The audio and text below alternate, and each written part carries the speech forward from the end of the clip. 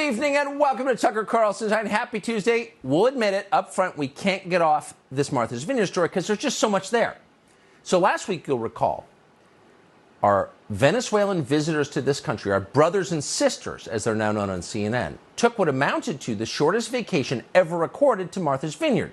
They were on that island for just hours, less than 2 full days. It was hardly enough time to pick up a fair trade coffee at Mocha Mott's in Vineyard Haven or go kiteboarding on South Beach. In fact, we have literally been talking about their trip longer than it lasted. It was that brief. On the other hand, so was the moon landing. So was the Wright brothers' first flight at Kitty Hawk. Duration is no measure of effect. Those brief hours our Venezuelan brothers and sisters spent on Martha's Vineyard changed history and left what they're calling an indelible mark on the people who live there. They enriched us, said one resident. We were happy to help them on their journey. Unfortunately, as it turned out, that journey ended abruptly at a military base on Cape Cod, where our Venezuelan brothers and sisters are now being held against their will. Prisoners in a country they thought was their own. There are no Mocha Mott's where they are now. Kiteboarding is completely out of the question. It's just a bitter dream at this point. Now, the people of Martha's Vineyard knew this was going to happen, and yet none of them thought to tell their Venezuelan brothers and sisters before it happened. Quote, I kept telling them it was like a dormitory, said Jackie Stallings, who lives on the island, as soldiers arrived to deport her Venezuelan siblings. I didn't want to say, you're going to a military base. Well, of course not. It's a dormitory. Just like your dad sent your elderly dog to a farm, because he'll be happier there. But the Venezuelans are not happier in military lockup. They loved Martha's Vineyard. As they told MSNBC, they considered it a paradise. They left here a few minutes ago. They moved to Cape Cod, to the joint base in Cape Cod, with new clothes, new cell phones, having talked to lawyers for the first time and saying that they were actually brought to paradise. They don't resent it for now, and they know they're the lucky ones. So finally, one reporter over at NBC News tells the truth about what is actually a pretty sad story. Our Venezuelan brothers and sisters came to this country for a better life, and unlike so many, they actually found it. They arrived in one of the prettiest and most affluent destinations on the planet, an idyllic island with unlimited resources and many thousands of empty beds, and best of all, a population that claimed to love them. No person is illegal, read the lawn signs. But it was all a lie. 50 brown people was too many for the people of Martha's Vineyard. They called in the army to have them removed, like trash, as one island resident said.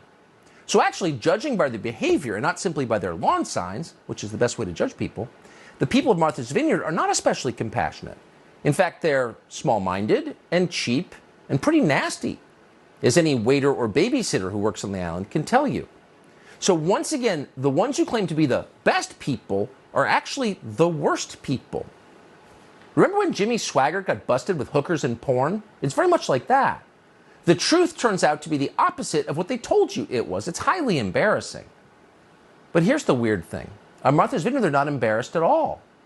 Jimmy Swaggart famously apologized for his sins because he had shame.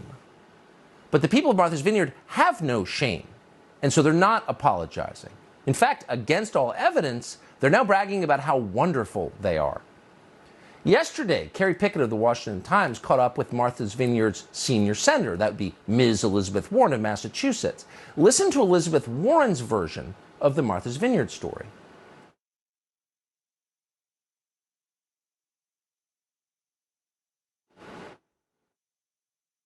Martha's Vineyard is getting a bad rap right now. Martha's Vineyard? Yeah. No. Well, I think the people of Martha's Vineyard opened their hearts and were helpful to the migrants who were deceived and dropped there in a privately chartered jet and treated like a prop for a governor who's just trying to make news. Well, if nothing else, it's interesting to see history that we've watched unfold, a story in which the facts are not at all in dispute, get rewritten in real time, and you wonder how many other stories have been rewritten, but we can see this one being rewritten. In Elizabeth Warren's telling, actually, the the people of Martha's Vineyard are the heroes, and Ron DeSantis is the villain because he deceived them. Now, we just heard, and it's again factually not in dispute, that island residents deceived their Venezuelan siblings by telling them they were just going to a dorm. They're not being locked up on a military base like terrorists.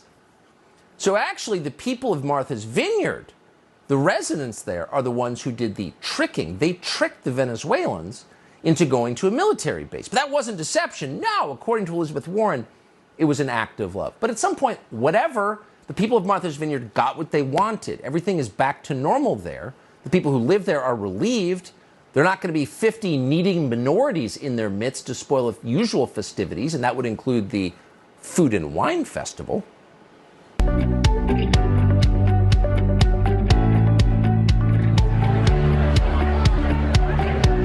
Each year for the past decade, more than 2,500 food and wine enthusiasts converge on the island of Martha's Vineyard for a culinary and wine extravaganza. So have an oyster, then taste the wine, then have your other oyster and taste the wine again. That's the routine for each one. So 2 oysters per wine. See how the oyster tastes on its own. See how you like the flavors of the wine with the oyster. The Martha's Vineyard Food and Wine Festival. 4 days and 3 nights of celebration. So just so you know, you taste the wine, and then you eat the oyster, and then you taste the wine again, okay? And the way they mesh in your mouth, those flavors, the complexity of them, it's like an explosion on your palate. And that's why thousands of people come to Martha's Vineyard every year for that festival. But guess who doesn't come? Venezuelans. Unless they're serving the oysters and pouring the wine.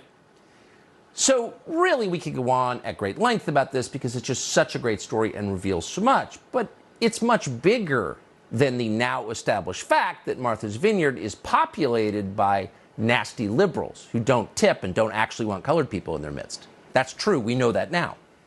But the bigger story, and the one that affects the rest of us, the other 340 million people who live here, is that what we saw in Martha's Vineyard is, in fact, just a taste of what is absolutely the official policy of the Democratic Party. And it is this.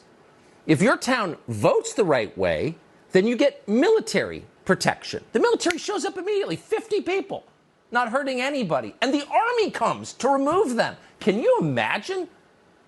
Talk about a 911 call. It's pretty great. All you need to do is vote 80% for Joe Biden, and you can do that. And throw some donations his way, too. But what about everybody else? Well, everyone else is SOL, and that would include all of us. Over the past 11 months, American authorities have encountered more than 2 million illegals along the southern border. That's the highest number ever recorded by the U.S. government. At least another 1 million were allowed into this country as so-called economic migrants, meaning they want better jobs, because who doesn't want a better job? Hundreds, thousands more, we don't know the number, but clearly hundreds of thousands just sneaked in. That's according to the official data. Now, how many of those are headed to military bases for deportation? In how many cases did the U.S. military arrive to solve what is so clearly a disaster? 0, because it wasn't Martha's Vineyard. Now, we've been making a documentary on this, a documentary on the borders called Battle for the Borders, coming out later this year. And in the course of reporting that out, we obtained this footage showing how some of these illegal aliens entered this country. These pictures were shot on July 23rd this year.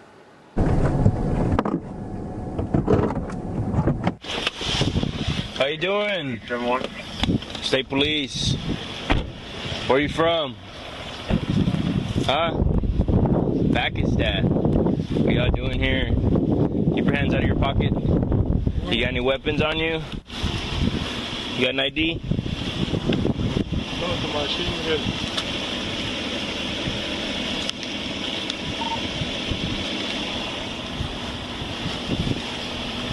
No IDs? No, the machine will machine.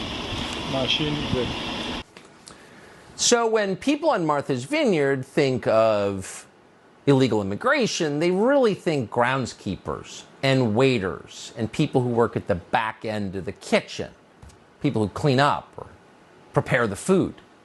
That's what illegal immigration is to them. They're not really thinking, none of us are really thinking that people might be showing up from Pakistan. Really, Pakistan? They didn't walk. And by the way, isn't Pakistan the place where ISIS is just